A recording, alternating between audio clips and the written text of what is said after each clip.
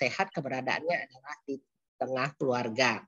Nah, dengan dia berada di tengah keluarga, jadi konsep kita adalah bagaimana anak itu tumbuh kembang di keluarga. Yang disebut anak, seperti yang sudah dibahas sebelumnya, sampai usia 18 tahun adalah masa pertumbuhan. Pertumbuhan dari segala aspek. Ya, sebenarnya pertumbuhan anak itu dimulai sejak dalam kandungan ya, 1000. Makanya Anda juga mengenal istilah 1000 HPK ya, hari pertama kehidupan. Jadi 1000 hari pertama kehidupan seorang anak itu melibatkan perawat maternitas dan perawat anak. Kenapa dikatakan 1000? 9 bulan 10 hari dalam kandungan, kemudian sampai 2 tahun dia. Itu adalah masa yang 80% perkembangan otak anak, perkembangan psikologis anak sudah terbentuk. Jadi kalau kita akan memberikan edukasi pada ibu untuk bisa dia mendapatkan penerusnya yang berkualitas, itu dimulai sejak dalam kandungan. Jadi bukan kita menghadapi ibu hamil bukan hanya supaya bayinya lahir sehat, tapi bagaimana anak yang dia lahirkan nanti menjadi sehat bio, psiko, sosio, spiritualnya sampai dewasa nanti. Ya. Kemudian di masa anak yang Ibu bilang tadi 0 sampai 1 tahun, sebenarnya bukan 0 sampai 1 tahun kalau dimasukkan maternitas itu sejak dalam kandungan. Jadi 9 bulan 10 harinya dalam kandungan itu udah kita masukkan ke bagian masa pertumbuhan perkembangan anak. Cuman karena itu merupakan bagian dari maternitas, bagian anak mulainya 0 sampai 1 tahun ya. Jadi sampai dengan 18 tahun. Ya, pembagiannya udah dalam perkembangan bayi, usia bayi, toddler, prasekolah, usia sekolah dan remaja. Nah, perkembangan anak usia 0 tahun sampai dengan usia prasekolah itu kita masukkan sampai 6 tahun ya, usia prasekolah. Itu 72 bulan sampai usia 72 bulan itu kita pantau dengan menggunakan SDTK, simulasi dini pertumbuhan perkembangan anak, tumbuh kembang. Nah, ini kita akan menggunakan nanti suatu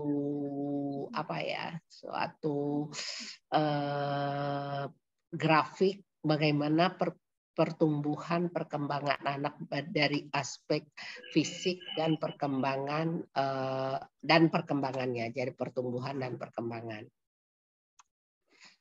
Nah, kesehatan anak sekarang malah sedang menjadi trending topik atau masalah prioritas sekali bagi pemerintahan. Karena pertumbuhan perkembangan anak ini sekarang menjadi masalah sekali.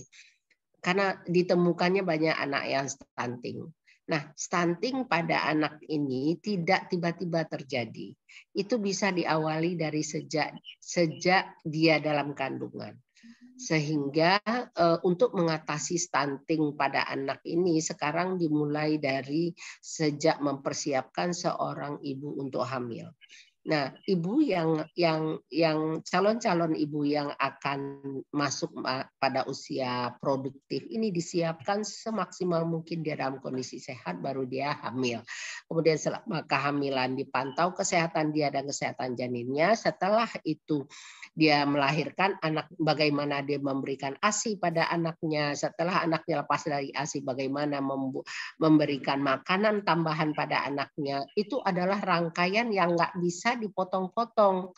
Jadi terjadinya stunting saat ini pada anak-anak Indonesia yang bikin pemerintah kaget adalah merupakan rangkaian kegiatan yang memang harus sambung menyambung, terintegrasi.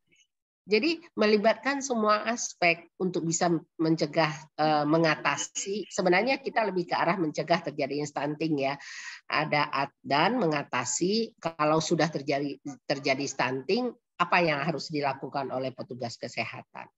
Ya. Nah, masalah ini bukan hanya ada di pedesaan, di perkotaan juga. Jadi jangan dikatakan kalau yang mengalami stunting hanya anak-anak dari keluarga yang tidak mampu. Tapi di keluarga mampu pun banyak mengalami stunting. Kenapa hal ini terjadi? Itulah menjadi pertanyaan besar. Kenapa, ada apa dengan masalah pengasuhan anak? Ya, ini kita nggak usah bahas. Ini udah ada. Nih paradigma pada keperawatan anak. Nih Anda sudah bahas kemarin dengan Bu Titi ya. Ada unsur manusianya yaitu anak pada usia 0 sampai 18 tahun, sehat, tentang sehat sakit pada anak itu bagaimana, itu tidak jauh beda dengan pada orang dewasa, tapi pada anak kita lebih fokuskan pada preventif dan promotifnya. Kenapa? Karena masa pertumbuhan perkembangan anak itu tidak bisa diulang. Jadi ibaratnya kebutuhan anak itu kebutuhan hari ini. Jadi nggak bisa ada seorang ibu bilang anaknya kebutuhannya saat ini bermain dengan sesuatu yang dia butuhkan, terus nanti deh mainnya nanti kalau udah begini. Enggak, kebutuhan bermain itu adalah saat itu. 2 tahun yang akan datang dia mungkin udah nggak butuh lagi. Jadi sering dikatakan anak itu adalah hari ini. Jadi nggak bisa nanti ya, enggak, karena kebutuhan anak adalah kebutuhan hari ini ya. Nah lingkungan pertama anak itu adalah dalam kandungan. Setelah itu baru dunia luar. Nah dalam kandungan yang berperan penting dalam kesehatan seorang anak adalah lingkungan keluarga dia, bagaimana dia bisa diterima sebagai calon anak, bagaimana proses pertumbuhan perkembangan dalam kandungan, kemudian setelah lahir bagaimana perlakuan yang dia dapat, itu akan berdampak terhadap anak itu sehat atau sakit ya. Kemudian genetik dan lainnya, ini adalah lingkungan yang mempengaruhi anak. Seperti ini contohnya intelektual. Intelektual seorang anak itu IQ seorang anak itu sudah terbentuk, dia membawa intelijensi, kecerdasan bawaan itu diwariskan oleh seorang ibu. Jadi ibu yang cerdas akan mewariskan kecerdasannya pada anaknya. Namun dengan sudah dia mewarisi kecerdasan pada anak, hal ini bisa ditingkatkan dengan stimulasi yang baik dari seorang ibu. Maka kecerdasan anak ini akan semakin meningkat. Asah, asih, asuh akan berdampak terhadap kecerdasan dia dapat akan bertambah lagi. Nah ini karena faktor eksternal yang berpengaruh, nutrisi, kemudian simulasi, kemudian pola asuh orang tua itu berpengaruh nantinya terhadap perilaku dan perkembangan anak. Nah, ini pada saat ini untuk bisa mendapatkan generasi yang berkualitas tadi, peran seorang perawat menjadi sangat penting sekali. Ya seperti tadi, bagaimana menyiapkan calon-calon ibu, bagaimana mempersiapkan ibu yang hamil, bagaimana mensupport ibu yang menyusui, bagaimana mengedukasi ibu yang punya balita supaya memberikan pola asih yang benar pada anaknya, asah asih asuhnya yang benar sehingga nanti menghasilkan anak yang berkualitas. Ini adalah fungsi kita di keperawatan. Jadi karena memang fungsinya preventif, jadi yang menjadi pasien kita bukanlah menunggu anak itu sakit. Pasien utama kita adalah anak sehat, ibu yang sehat, gitu. Karena fokus kita adalah pada anak itu preventif dan promotif. Kalau udah kuratif, kesempatan kita memperbaiki itu sudah sedikit. Pasiennya udah bermasalah, gangguan perilaku, kemudian nutrisinya rendah, udah gangguan dan lainnya, itu kesempatan memperbaikinya sedikit. Jadi kita sebaiknya lebih berfokus pada bagaimana mencegah, bagaimana memonitor, bagaimana meningkatkan yang sudah sehat itu pada anak. Nah, ini adalah konsep asuhan perawatan pada anak. Jadi nggak ada batasan kunjungan buat orang tua ya. Anak-anak itu masih dalam dalam perlindungan orang tua, dan orang yang standing order yang paling utama itu adalah orang tua bagi anak. Nah, ini udah dibahas juga. Ini prinsip perawatan pada anak, Ibu nggak terbahas ya. Jadi fokus kita adalah bagaimana mencegah terjadinya penyakit pada anak, bagaimana pendidikan anak, konseling, kolaborasi, pengambilan keputusan yang sesuai dan bagaimana penelitian-penelitian berpengaruh terhadap prosedur perawatan pada anak. Nah, ini yang Ibu bilang tadi, kebutuhan dasar anak itu ada kebutuhan asuh, asih, dan asah. Jadi Anda harus mulai terbiasa dengan kata ini, asah, asih, dan asuh.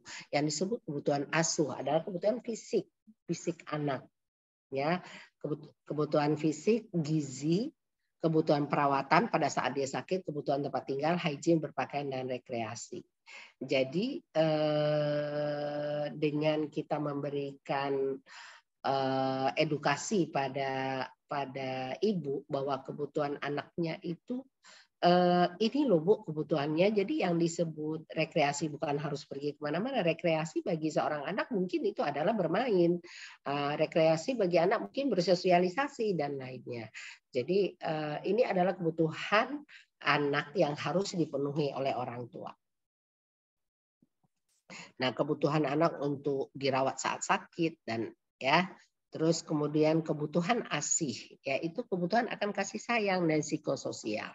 Ya, jadi kebutuhan kasih sayang bagi anak itu tidak bisa ditunda, kebutuhannya hari itu, dan kebutuhan setiap tahap bentuk kasih sayang tiap yang dibutuhkan anak setiap tahap perkembangannya itu berbeda. Contohnya gini, seorang anak begitu dia lahir, dia merasa disayang, merasa dia merupakan bagian dari keluarga adalah pengakuan. Contohnya sejak dalam kandungan bahwa si anak disayang oleh orang tuanya, pengakuan dari orang tuanya. Anak itu diberi nama, anak itu dianggap berada, bapaknya berkomunikasi dengan dia sejak dalam kandungan. Nah, begitu dia lahir dipotong tali pusat kemudian dilakukan IMD itu merupakan suatu wujud suatu bukti dari seorang ibu bahwa kamu adalah bagian dari kami. Kami mengakui keberadaan kamu. Kamu adalah bagian dari, kamu tidak sendiri. Jadi begitu dia lahir terputus hubungan dia dengan ibunya melalui tali pusat ya, yang selama dalam kandungan itu si anak merasa bagian dari ibunya, bahkan detak jantung ibunya itu dia rasakan dan merupakan suatu bentuk rasa aman dia. Nah, begitu lahir itu kan terputus. Nah, itu terbina lagi, tersambung lagi dengan proses IMD. Nah, di situ mulai tertanam lagi rasa kepercayaan dari si anak yang baru lahir ini bahwa saya merupakan bagian, saya diakui. Nah, setelah itu disambung lagi dengan proses menyusui. Setiap saya sedih, setiap saya lapar, setiap saya sakit, saya dekat, saya mendapatkan sesuatu yang aman, yaitu saya dekat dengan ibu saya. Dia berikan kebutuhan saya itu terpenuhi pelan demi pelan. Nah, begitu sudah meningkat setelah usia 2 tahun dia kan nggak netek lagi, lain lagi bentuk kebutuhannya. Setiap dia ada perlu orang tuanya selalu ada. Setiap ada ini orang tuanya selalu ada. Meningkat lagi begitu remaja orang tua menjadi teman. Jadi bentuk kasih sayang dibutuhkan seorang anak itu tergantung pada tahap usianya. Nah, inilah yang perlu kita ajarkan pada orang tua. Bukan berarti begitu anak sudah selesai masa menyusui 2 tahun dia tidak perlu dipeluk, dia masih perlu dipeluk karena bentuk touch kasih sayang orang tua adalah pelan-pelan dia itu akan lepas dengan sendirinya. Bentuk kasih sayang dia butuhkan akan berbeda, tapi bukan berarti dia tidak butuh lagi pelukan dari orang tua, sentuhan dari orang tuanya, tapi mungkin bentuknya akan berbeda gitu. Nah, hal seperti ini yang harus kita jelaskan pada orang tua bagaimana memenuhi kebutuhan asih pada anaknya. Kemudian asah. Nah, asah ini yang penting yang seringkali terlupa, yaitu stimulasi, pemenuhan kebutuhan spiritual anak, perkembangan mentalnya dia, bagaimana memandirikan. Ada mungkin Anda pernah ini anak yang tidak mandiri sama sekali karena ibunya begitu protektif sehingga anaknya tidak diajarkan bagaimana memenuhi kebutuhannya sendiri. Jadi sebenarnya anak itu sejak dari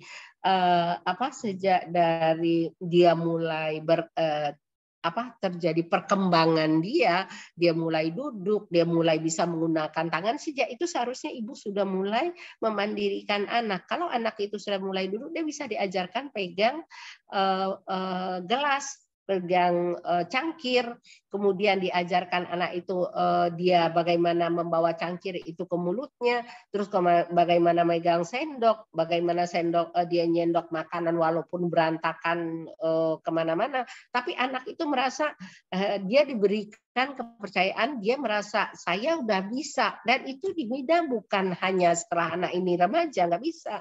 Harus mulai dari anak itu punya kemampuan, perkembangannya udah mulai, ibu ini harus diajarkan.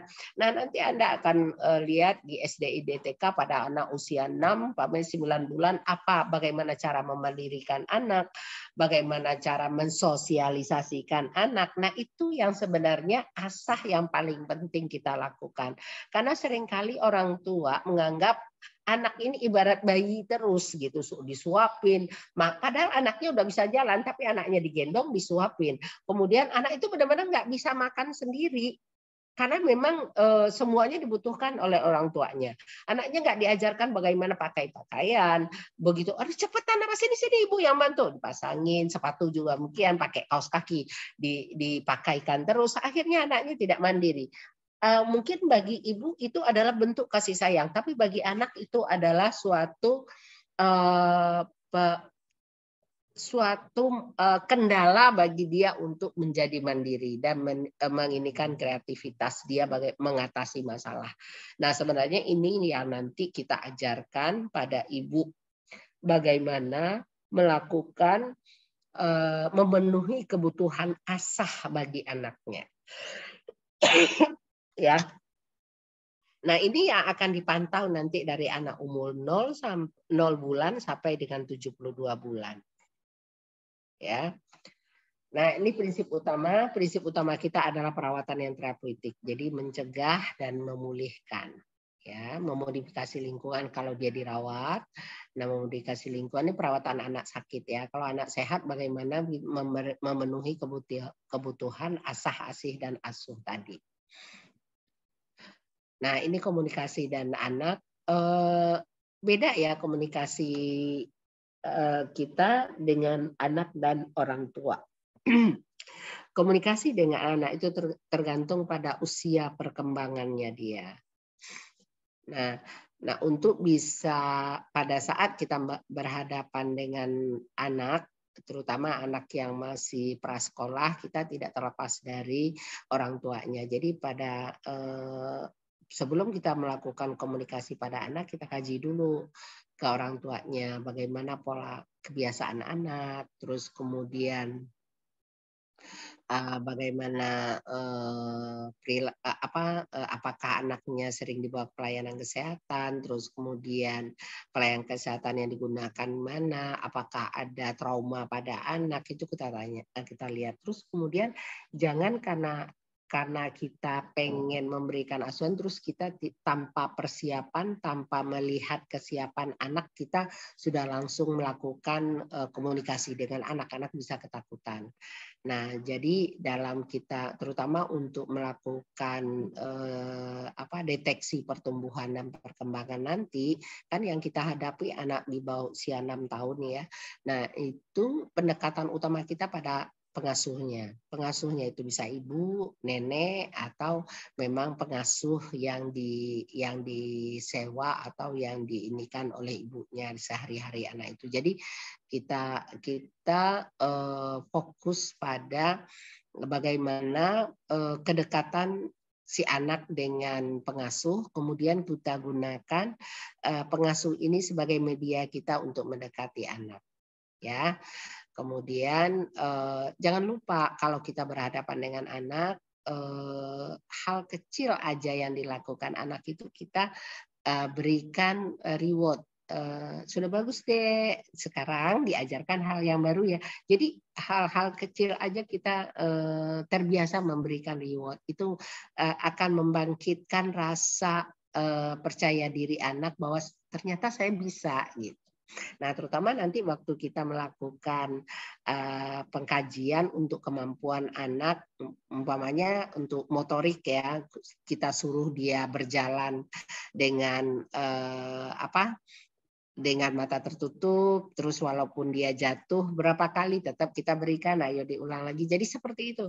Jadi nanti kalian mungkin akan perlu latihan yang maksimal ya untuk bisa mendapatkan data tentang kemampuan perkembangan motorik dan perkembangan kognitif anak nanti waktu Anda melakukan deteksi pertumbuhan perkembangan. Karena memang beda pendekatan pada orang dewasa dengan anak itu sangat beda sekali. Jadi butuh kesabaran dari kita untuk mendapatkan data yang kita perlukan untuk bisa menilai tahap perkembangannya nanti. Nah, beda lagi dengan komunikasi pada bayi.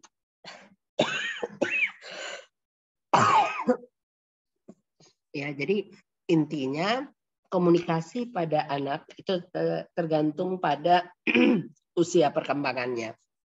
Makanya Anda belajar dulu tentang pertumbuhan perkembangan pada anak untuk bisa Anda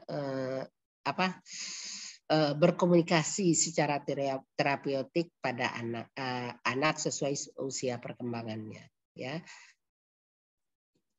Ini seperti contohnya pada anak usia prasekolah, gunakan komunikasi verbal, berikan informasi pada anak tentang tindakan yang akan dilakukan, jelaskan tujuannya, izinkan anak memegang alat bantu yang digunakan, beri kesempatan pada anak untuk bertanya, bila anak non-kooperatif harus didampingi orang tua.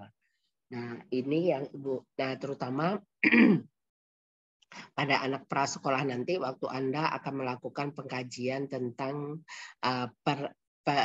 perkembangan motoriknya. Umpamanya Anda ingin melihat kemampuan keseimbangan anak, dia melompat dengan melompat dengan kedua kakinya melewati suatu rintangan. Mungkin suruh orang tuanya dulu mempraktekkan, kemudian baru anaknya akan mengikuti. Jadi memang nggak bisa secara langsung kita mendapatkan data. Berbagai cara kita gunakan. Disinilah kemampuan kreativitas Anda dituntut untuk dapat mendapatkan informasi yang benar tentang perkembangan anak.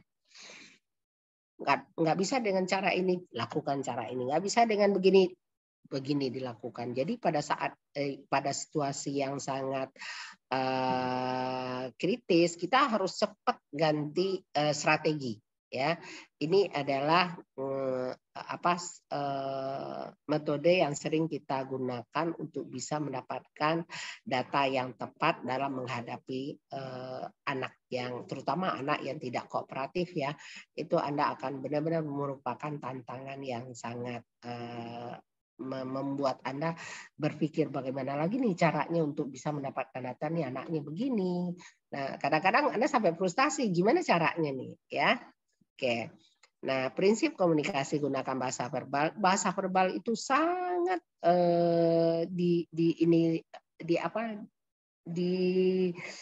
anak sangat sensitif sekali dengan bahasa nonverbal. Coba deh, Anda kenapa sih anak itu tidak dekat dengan semua orang gitu? Dia dekat dengan orang tertentu. Karena anak itu paling cepat menilai ketulusan. Jadi bisa aja ada perawat yang kayaknya ramah sekali, tapi anak-anak nggak ada yang dekat sama dia. Karena anak itu adalah penilai yang sangat sensitif. Ya, jadi dia akan dengan mudah menilai ini orang tulus apa enggak, ini orang pura-pura, ini orang hanya pengen ini aja. Itu adalah yang memang merupakan suatu kelebihan dari seorang anak. Ya, jadi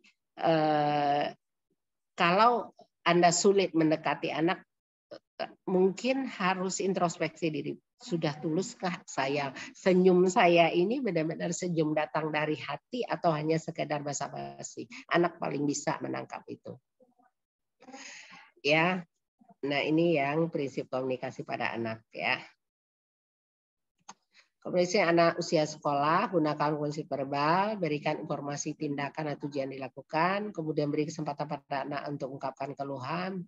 Bila respon pada anak positif dapat dibentuk kerjasama dengan perawat, bentuk kerjasama. Jadi kalau kita sudah bisa membina trust dengan anak, kita malah bisa bekerja sama dalam melaksanakan tindakan yang terkait ya. Ini kalau anak usia sekolah ya.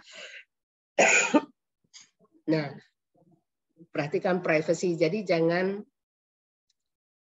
setiap langkah yang kita lakukan harus dimulai dengan komunikasi dan minta persetujuan pada anak, untuk terutama pada anak yang menjelang pubertas ya, di mana pada saat itu dia udah mulai sensitif dengan sentuhan, kemudian mulai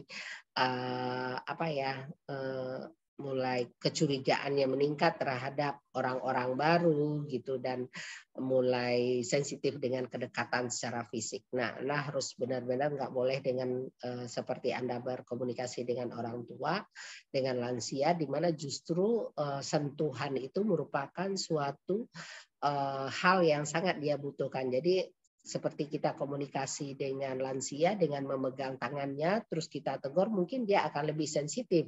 Tapi beda dengan anak usia sekolah atau remaja ya, justru sentuhan itu justru akan membuat dia menjauh, tidak trust yang kita harapkan malah sulit kita dapatkan. Nah, perhatikan privasi tetap ya, ciptakan suasana yang bersahabat, beri kesempatan untuk mengungkapkan keluhan, hindari pertanyaan menginterogasi, hindari kata kenapa. Nih kata interogasi itu bagi seorang anak itu begitu kita bertanya bentuk udah interogasi, udah terhambat, langsung tertutup informasi, kita tidak akan dapat apa-apa, yang ada mereka akan defense, kemudian tidak akan memberikan informasi apa-apa pada kita. Ya. Nah, sikap konfrontasi ini juga dihindari. Nah, kalau sudah mendapatkan trust dari mereka, barulah kita bisa bekerja sama dengan mereka untuk untuk tindakan yang kita rencanakan. Oke, ada pertanyaan sampai sini? Silakan, ada pertanyaan?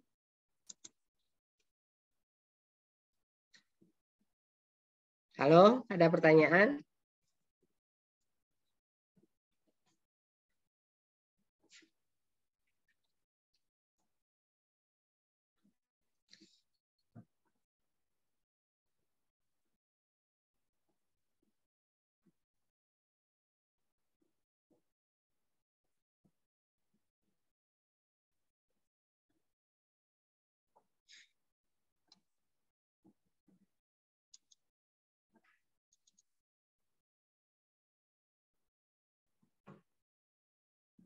Halo?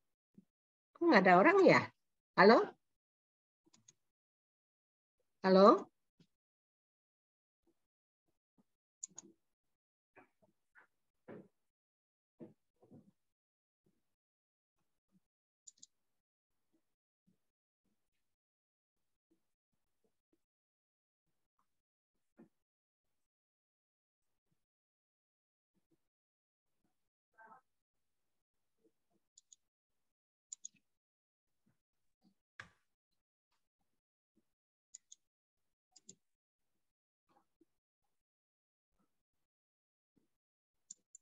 Ibu.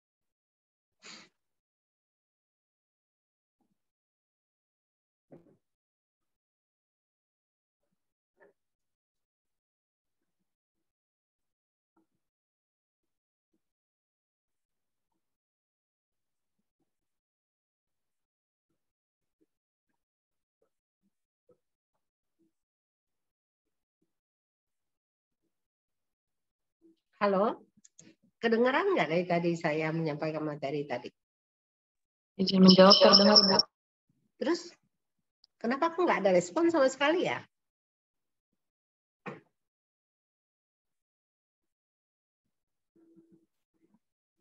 Oke, saya lanjut aja deh, ya.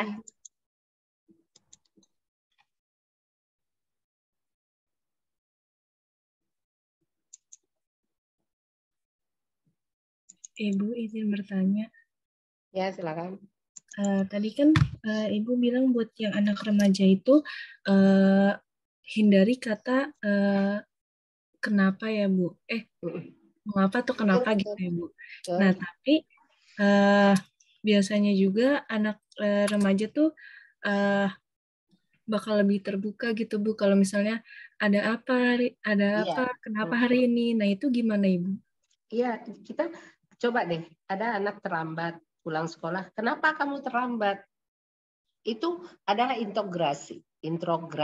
Tapi coba kalau nadanya dirubah. Ada apa sampai terlambat gitu. Jadi yang kalau kita beda nggak antara kalau ditanya kenapa terlambat atau bandingkan dengan ada apa kok terlambat? Beda nggak? Beda Ibu. Kalau kita bertanya ada apa, jadi kita menanya pasti ada sesuatu sampai kamu terlambat. Kalau kita bertanya kenapa, itu udah menyalahkan dia. Kamu salah, kamu terlambat. Jadi kalau sudah berurusan dengan remaja, terus kemudian kita bilang, kenapa sih kamu terlambat? Nah, itu udah membuat dia defense, sudah merasa diinterogasi. Ya. Oke.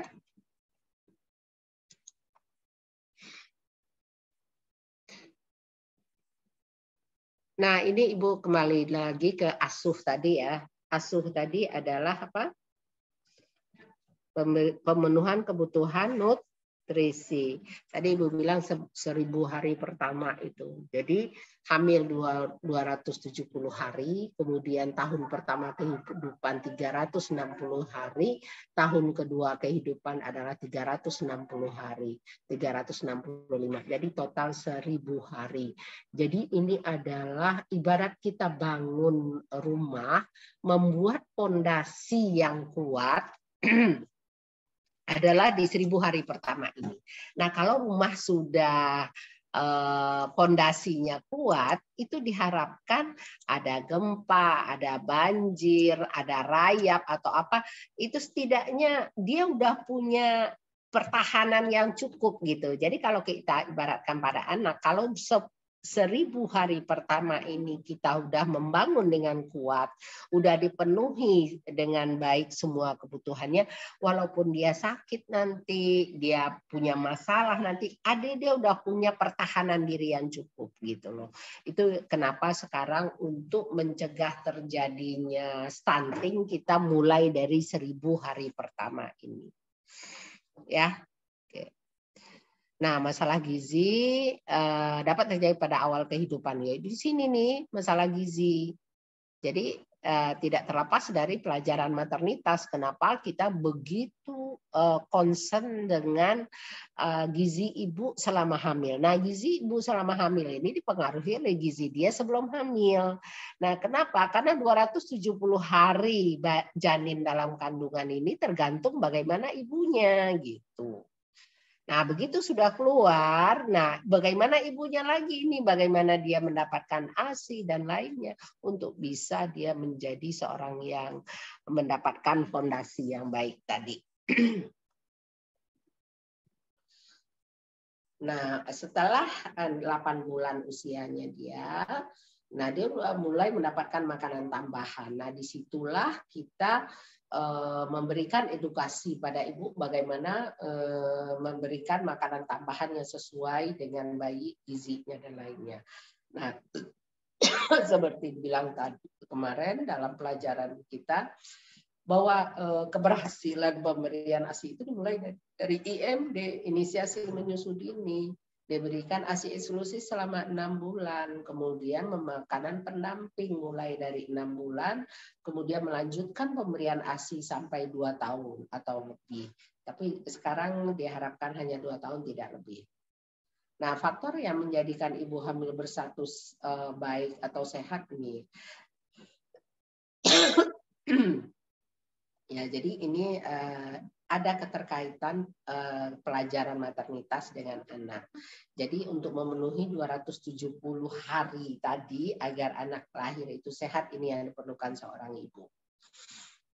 Nah, ini udah kita bahas di maternitas. Nah, faktor yang menjadikan anak berstatus baik dan sehat, makanan. Terus praktek pemberian makanan atau pengasuhan. Terus asah tadi, terus pelayanan kesehatan yang dia dapat. Ya, terus kemudian lingkungan yang dia di mana dia berada. Ya. Nah, situasi umum apa yang mempengaruhi pemberian makanan sasaran 1000 HPK? Nah, ini Anda belajar bagaimana memberikan makanan tambahan pada bayi. Ya, kita nggak usah terlalu dalam di sini karena ada ininya khusus nanti. Ini makanan selama hamil yang 270 hari pertama tadi. Ya, ini dibahasnya adalah di maternitas. Nah, selama menyusui juga maternitas. Nah, ini yang kita ajarkan pada ibu. Bagaimana memenuhi kebutuhan anak. Bagaimana mempersepsikan anak menangis. Bagaimana berespon pada saat anak menangis. Cuman kadang kalau kita tidak spesifik menjelaskannya, ibu selalu mengindikasikan anak menangis adalah karena lapar. Jadi setiap anaknya nangis, dia kasih ASI, padahal anaknya belum tentu lapar gitu. Mestinya dia berespon sesuai dengan jenis tangisan anak. Nanti ibu itu akan lama-lama tahu, bisa belajar. Oh, nih anak saya menangis karena lapar, nih karena sakit, ini karena cengeng. Cengeng itu artinya hanya pengen dipeluk aja gitu. Jadi kita ajarkan ibu juga pada saat anak menangis, coba dilihat nangisnya karena apa. Karena kalau ibu selalu mengasumsikan anaknya menangis karena lapar, lama-lama dia stres. Kenapa anak saya nggak kenyang-kenyang ya? Jangan-jangan ASI saya nggak cukup. Karena ASI saya nggak cukup, kayaknya nggak cocok deh ASI saya sama anak saya. Akhirnya beralih ke susu formula. Nah, inilah yang harus kita jelaskan pada ibu bahwa tidak semua anak menangis itu adalah karena lapar. Nah, perkembangan anak balita dan anak prasekolah. Nah, ini mitos-mitos yang harus kita ini ya, bahwa anak belum bisa bicara. Ibu kakaknya dulu juga begitu, usia sekian belum bisa bicara, nggak perlu khawatir anak itu ini. Jadi ada mitos yang menyatakan bahwa perkembangan anak nggak begini itu hal yang normal gitu. Nah, untuk bisa mendapatkan informasi apakah benar ini masih normal atau sudah masuk ke arah tidak normal, itulah yang diperlukan adanya kita deteksi. Sehingga kalau memang ada penyimpangan, cepat dikoreksi.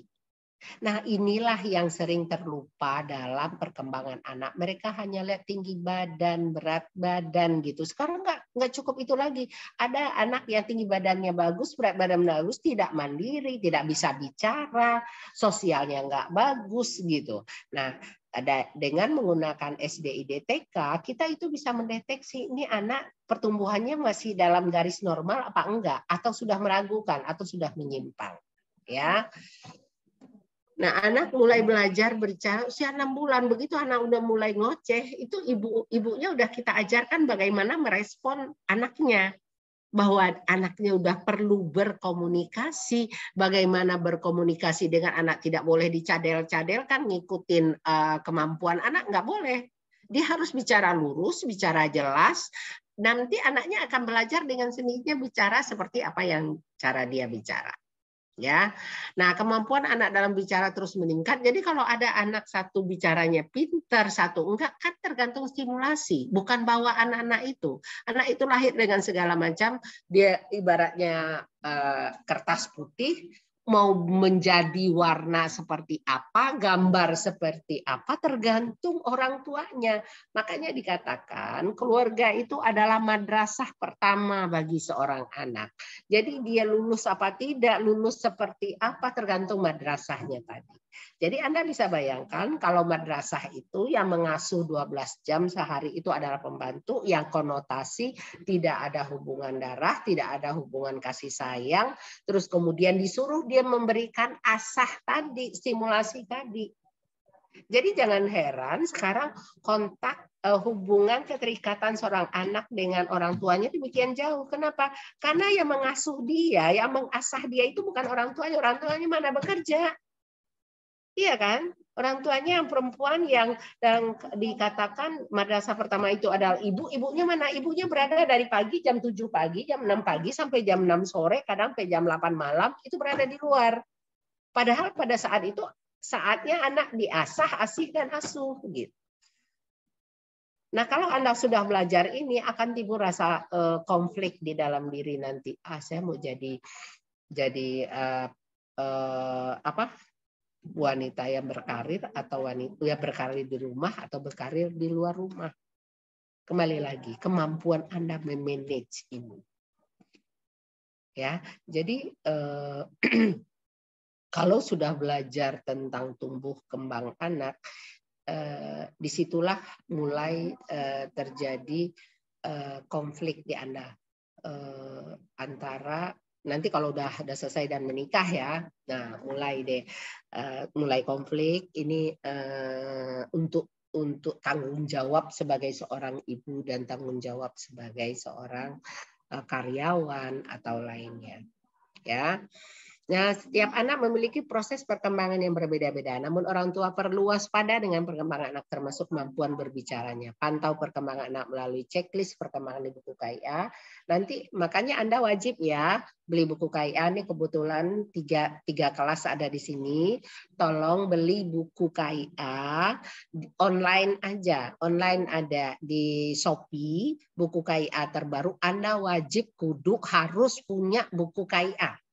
Kalau Anda nggak punya buku KIA, Anda akan sulit. Buku KIA itu berisi bagaimana perkembangan anak mulai dari sejak dalam kandungan sampai dia berusia 72 bulan. Jadi buku itu ibaratnya adalah raport kehidupan bagi seorang anak. Jadi Anda sebagai petugas kesehatan harus tahu khatam dengan buku KIA. Buku KIA ini adalah buku yang digunakan oleh perawat maternitas dan perawat anak. Jadi bukan hanya di maternitas digunakan sewaktu anak itu 270 hari di dalam kandungan. Setelah itu dia akan menjadi anak. Nah, itu ada di perawat anak. Jadi Anda sebagai petugas kesehatan, sebagai nurse, itu harus khatam buku KIA. Apa aja isinya dari A sampai Z. Buku ini kita gunakan untuk mengedukasi ibu hamil, ibu menyusui, ibu yang punya balita, dan anak prasekolah. Jadi Anda harus baca itu buku, harus punya sendiri. Jadi waktu Anda edukasi di ibu hamil, Anda nggak perlu buat leaflet baru, nggak perlu sekarang. Anda buka buku KIA, ibunya buka buku KIA, diskusilah tentang isi buku KIA. Apa yang harus ibu lakukan? Apa yang harus ibu isi? Nah, begitu bayinya udah lahir, udah lahir bayinya. Nah, bagaimana memantau perkembangan anak itu ada di buku KIA. Bagaimana memantau berat badan anak itu ada di buku KIA. Kemanapun ibu ini membawa anaknya berobat, bawa buku KIA. Ke dokter anak bawa buku KIA, ke rumah sakit bawa buku KIA, ke posyandu bawa buku KIA. Sehingga catatan anak itu nyambung. Riwayat kesehatan anak itu tercatat di buku KIA. Buku KIA ini pemerintah sudah menghabiskan miliaran dana untuk memperbaiki setiap tahunnya. bagaimana buku itu didapatkan gratis oleh ibu hamil. Jadi kalau ibu hamil itu punya anak hamil kembar, dia punya 2 buku KIA, nggak bisa digabung karena buku KIA itu milik anak. Jadi Anda begitu nanti terjun ke masyarakat, berhadapan dengan ibu hamil, tanya buku KIA-nya. Berhadapan dengan ibu dengan balita, tanya mana buku KIA-nya, Bu. Anda memberikan pelayanan kalau ada buku KIA. Nggak ada buku KIA, jangan diberikan pelayanan karena itu tidak tercatat. Ya.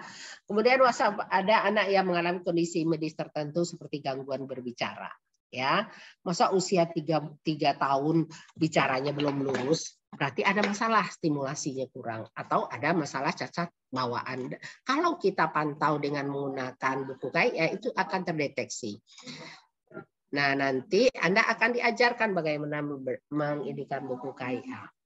Ya. Nah, ini adalah strategi PMBA ya. Oke, ini baru sedikit aja dulu mengenai kebutuhan dasar anak sehat. Nah, ini gambaran rantai masalah gizi yang menyebabkan stunting. Jadi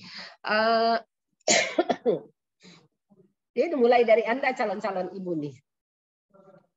Jadi katakan calon, ini kita bicara di sini calon ibu, remaja kurang gizi akan menjadi perempuan dewasa yang kurang gizi.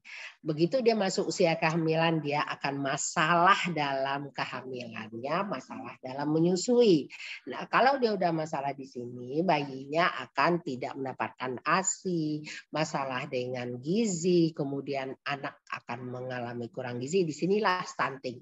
Jadi kalau mau mengatasi masalah stunting, ini nih. Mau mulai dari mana? Mau mulai dari hulu berarti dari sini. Atasi bagaimana calon-calon ibu ini sehat. Ini kan calon ibu nih. Sehat semua agar dia siap menjadi usia produktif yang sehat sehingga selama hamil sehat, selama menyusui sehat, melahirkan bayi yang sehat sehingga bayinya terpenuhi gizinya akan menghasilkan generasi yang unggul. Gitu ya.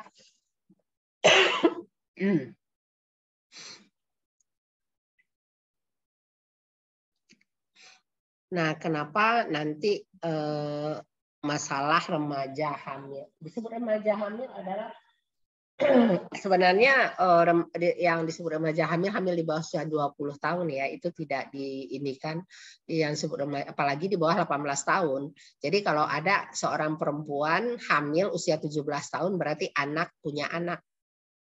Dia masih dalam usia anak, kan 18 tahun tadi. Jadi kalau ada seorang perempuan menikah usia 16 tahun, kemudian hamil dan melahirkan, berarti anak punya anak dan bisa dibayangkan bagaimana kondisi anaknya. Nah, apa yang terjadi pada remaja putri yang hamil? Meningkat infeksi, kelelahan akibat. Nah, ini masalah yang luar biasa nih dibahas di maternitas. Ya. Nah, bagaimana memotong siklus sehingga bayi kurang gizi dapat menjadi anak yang sehat, ya. Pengenalan lebih awal tentang pemberian ASI di maternitas supaya 270 hari pertama itu adalah saatnya kita mempersiapkan ibu agar bisa memberikan ASI pada bayinya. Bukan setelah lahir. Kalau setelah lahir ada yang udah kelewat IMD-nya bisa dia nggak dapet gitu. Terus kemudian pemberian ASI eksklusif sehingga kita udah antisipasi nih mana ibu-ibu yang berisiko mengalami kegagalan pemberian ASI sehingga lebih awal kita mendeteksi masalah dan mengatasi masalahnya. Ya. Nah, ini adalah dalam menunjang untuk mengatasi masalah gizi, perilaku hidup sehat, penimbangan berat badan di posyandu pada bayi, imunisasi dasar lengkap, kalau daerahnya nyamuk pakai nyamuk terhindar dari penyakit yang ditularkan melalui nyamuk, pemberian obat cacing, kemudian pencegahan pengobatan infeksi dan pemberian kapsul vitamin A 2 kali setahun. Nah, ini ya. Ini sebenarnya ada pelajarannya khusus nanti. Ibu rasa nggak sampai sejauh ini. Nanti ada untuk SD IDTK ini akan khusus kita bahas ini. Tapi ini adalah kebutuhan dasar bayi sehat ya. Jadi kita fokus pada bayi sehat. Nah, bagaimana memotong siklus sehingga perempuan dewasa kurang gizi dapat menjadi ibu hamil? Ya ini pada saat hamil, dorong ibu mengkonsumsi makanan yang mudah didapat, terus kemudian mencegah dan apabila penyakit infeksi segera dicegah, menghindari makan yang pabrikan, cepat saji dan lainnya, atau ultra processed food ya yang banyak sekarang di masyarakat ya. Kemudian mendorong keluarga berencana. Nah, keluarga berencana ibu belum nikah kalau ngomong keluarga berencana. Punya keluarga itu direncanakan. Jarak antara anak satu dengan anak berikutnya direncanakan. Bukan hanya terkait dari kesehatan si ibu, tapi juga dari masalah finansial nantinya. Coba bayangkan kalau ibu punya anak jaraknya sangat dekat sekali, satu masuk SD, satu masuk SMA, satu masuk berdekatan, sehingga nanti akan bermasalah dalam memanage keuangan. Ya, oke, sampai di sini ada pertanyaan.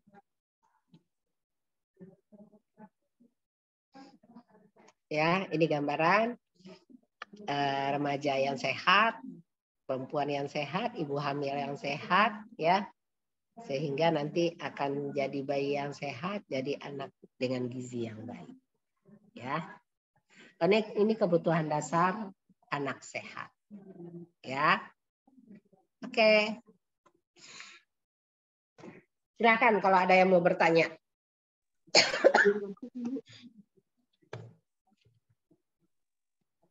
Izin masuk Ibu, saya izin bertanya. Tadi dalam penjelasan kan ada mengenai bahwa asuhan bagi ibu tersebut itu kan cara ibu dalam memberikan kasih sayang. Namun pada akhirnya sebenarnya itu bisa jadikan anak itu nggak bisa apa-apa ya Bu. Kalau saya lihat di masyarakat itu kan ada yang bilang anaknya bau tangan nanti. Penjelasan hal tersebut itu bagaimana Ibu? Lalu istilah hal tersebut itu kita bagaimana kita mengetahui bahwa anak itu tuh istilah bau tangan itu apakah benar ada, lalu bagaimana pencegahannya Ibu? Terima kasih. Itu adalah mitos di masyarakat. Jangan gendong terus anaknya nanti bau tangan. Nggak ada anak bau tangan sebenarnya. Anak pengen digendong sama ibu itu suatu kebutuhan, ya, kebutuhan. Ibu harus bisa ada batasannya gitu loh. Bukan berarti ibu itu sayang terus kemudian memenuhi semua kebutuhan anaknya. Anaknya tidak diajarkan mandiri sama sekali. Itu yang disebut anak bau tangan. Umpamanya coba dibayangkan anak umur setahun belum bisa pegang sendok sendiri, belum bisa menyuap sendiri, belum bisa pegang cangkir ke mulutnya. Itu berarti anak bau tangan. Itu yang ibu sebut anak bau tangan. Kenapa? Karena sebuah kebutuhan anaknya dipenuhi tanpa melihat anaknya butuh belajar. Makanya anak yang diasuh oleh ibunya sendiri dengan anak yang diasuh oleh nenek itu beda loh perkembangannya. Anak yang diasuh oleh nenek itu tendensi lebih manja, lebih tidak mandiri. Karena kasih sayang nenek dengan kasih sayang anak akan beda. Nenek itu berusaha akan memenuhi kebutuhan semua cucunya tanpa memperhatikan kebutuhan cucunya sendiri, yaitu untuk mandiri. Nah, sedangkan kalau ibunya belajar, ibunya pintar, ibunya cerdas, dia akan memandirikan anaknya. Ayo pakai kaos kaki sendiri. Belajar walaupun terbalik, walaupun apa gitu. Tapi anaknya diajarkan. Tapi beda dengan pola asuh orang seperti pengasuh. Ada tidak sabar. Sini dipakein, semua dipakein. Mau jalan, mau apa, semua dipakein. Padahal anak itu butuh waktu untuk belajar. Memang dia butuh waktu, akan memerlukan kesabaran menunggu dia menyelesaikan tugas yang diberikan. Tapi anak itu belajar dari kesalahan. Beda dengan orang yang bukan yang tidak belajar tentang bagaimana cara menstimulasi anak. Dia akan beri kesempatan anak itu. Pakai kancing itu bisa setengah jam baru bisa masuk, tunggu sampai dia bisa. Cuman kan tidak semua ibu akan sabar dalam menghadapi anak yang sedang belajar ini. Jadi kalau di istilah kita anak bau tangan nggak ada. Anak bau tangan adalah kesalahan asuh dari orang tua yang tidak memberikan kesempatan mandiri pada anak. Anaknya jangan digendong, orang anak lagi nangis nggak digendong. Justru anak sedang nangis itu dia dengan adalah saatnya dia mengungkapkan segala emosinya. Makanya kalau ada ibu yang sudah belajar, kalau ada anaknya menangis, anaknya itu kejar nangis nggak mau disentuh, dia tunggu sampai anaknya selesai menangis. Jangan nangis, jangan dikatakan kayak gitu pada anak. Kalau ada anak sedang menangis karena tantrum, tunggu sampai dia selesai dengan emosinya. Emang anak itu akan nangis sampai 3 jam, 4 jam? Enggak, ada masa dia berhenti, tunggu. Nah, selesai dia mengeluarkan semua emosinya, sudah itu baru ada apa. Nah, itulah yang kadang-kadang tidak pahami oleh ibu. Begitu anaknya menangis, langsung dipenuhi semua kebutuhannya. Umpamanya anaknya minta sesuatu, padahal belum saatnya. Umpamanya waktunya makan, anaknya minta susu. Ibu bilang makan dulu. Anaknya nangis. Karena tidak mau anaknya nangis, dikasihlah susu. Akhirnya anaknya nggak jadi makan. Ya, nah mestinya biarkan anak nangis. Kalau umpamanya anak itu belajar, kalau saya bertindak begini, respon ibu saya begini. Kalau saya begini, respon ibu saya begini. Nah, dia akan gunakan itu terus. Tapi begitu saya minta sesuatu, nggak dikasih, sampai saya nangis kejar juga nggak dikasih. Akhirnya setelah itu dia tak berbuat lagi. Percuma juga saya nangis, juga nggak akan dikasih. Jadi prinsip dalam mengasuh anak itu konsisten. Jadi makanya ada kesepakatan antara ibu dan ayah. Jangan ibu ngasih, ayah tidak. Ayah ngasih, ibu tidak. Harus konsisten keduanya supaya anak nggak bingung. Kalau tidak konsisten, anak akan menggunakan kelemahan ini sebagai senjata. Nggak dapat dari ibu, dia pergi ke ayah. Nggak dapat dari ayah, dia pergi ke ibu. Tapi kalau satu prinsip, satu konsisten antara orang tua, yaitu ayah dan ibu, anaknya akan belajar mandiri, menjadi mandiri, sosialisasinya bagus dan lain. Ya, jadi istilah anak bau tangan nggak ada. Oke, itu adalah mitos. Oke, ada lagi? Baik Ibu, terima kasih.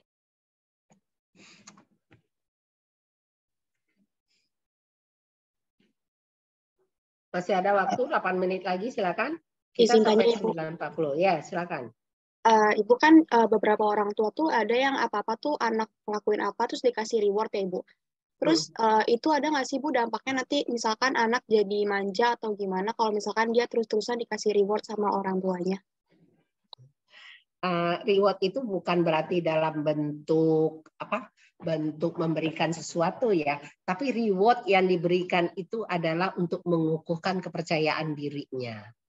Bagus, kamu udah bagus melakukannya. Jadi kalau umpama anak salah dalam melakukan sesuatu, pertama reward dulu bahwa dia sudah berusaha dengan baik, tapi diperbaiki oleh ibunya. Jadi memberikan reward terus-menerus itu untuk hal yang salah diberikan reward juga, tetap diberikan bahwa dia melakukan suatu kesalahan, tapi dia melakukan hal baik yang dia lakukan, di reward dulu. Dihargai dulu. Nah, kalau dia melakukan, jangan menyalahkan.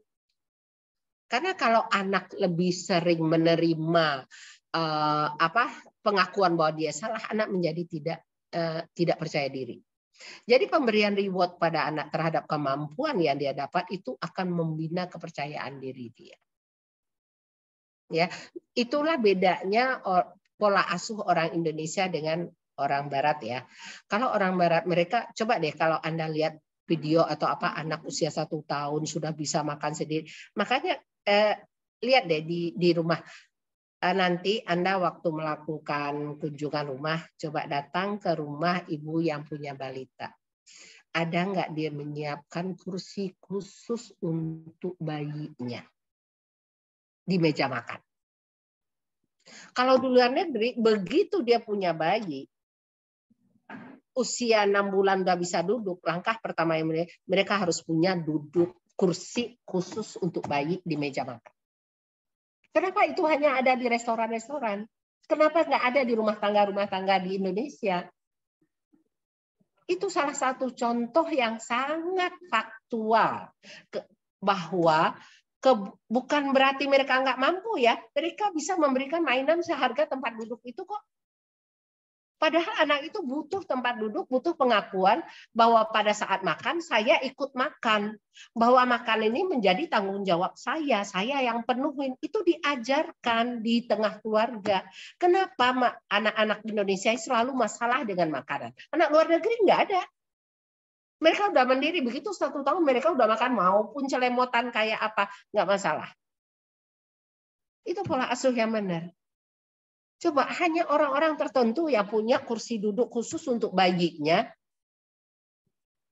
di meja makan atau kursi meja khusus untuk bayinya pada saat makan. Itu artinya dia mengajarkan anaknya untuk mandiri. Karena makan ini merupakan kebutuhan dasar anak. Disitulah kemandirian anak mulai diajarkan. Coba lihat tetangga Anda, kakak Anda, atau tantenya yang baru punya anak, yang baru menengah ke atas lah yang bukan mahal, enggak, orang bapaknya sendiri bisa bikin kok. Ayahnya bisa bikin kalau memang mengerti bahwa itu dibutuhkan.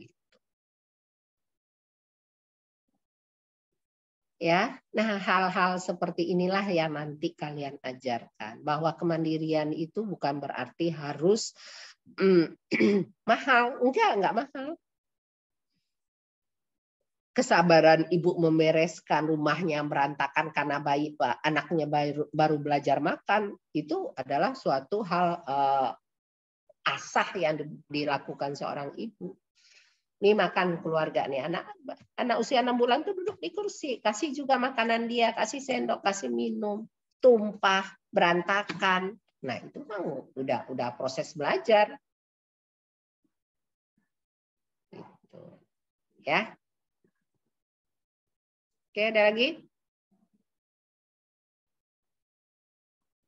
Nah, kan sama-sama punya bayi balita ya. Anda lihat nggak di luar negeri? Di video atau film seorang ibu gendong bayinya sambil nyuapin bayi, nggak ada kan? Jadi pola asuh mereka ada yang bisa kita tiru, ada yang tidak bisa kita tiru. Kalau yang bagus kenapa enggak kita tiru? Bagaimana mereka memandirikan anaknya, bagaimana mereka berdebat dengan anaknya hanya soal makan, soal pakai baju, ya. Jadi anak itu akan berkembang dengan bagaimana pola asuh yang dia terima. Ya, ibu yang otoriter, ibu yang demokratis, ya itu akan menghasilkan atau meng-create anaknya seperti apa gitu. Ya. Oke, ada lagi silakan.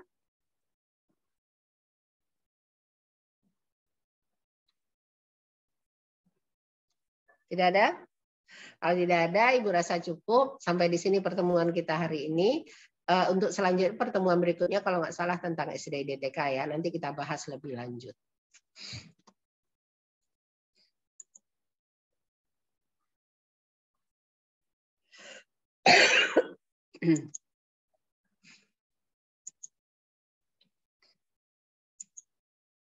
Udah 9.40. Oke. Dengan demikian kita akhiri bahwa konsep dasar keperawatan anak sehat kita udah selesai. Kita tinggal nanti menyelesaikan untuk materi berikutnya, yaitu stimulasi dan deteksi dini pertumbuhan dan perkembangan. Saya izin dulu karena ada rapat, jadi Anda bisa lanjutkan. Untuk mahasiswa RKI, Anda bisa langsung di kelas, langsung ini ya, langsung presentasi. Kita masih ada waktu sampai dengan jam 10.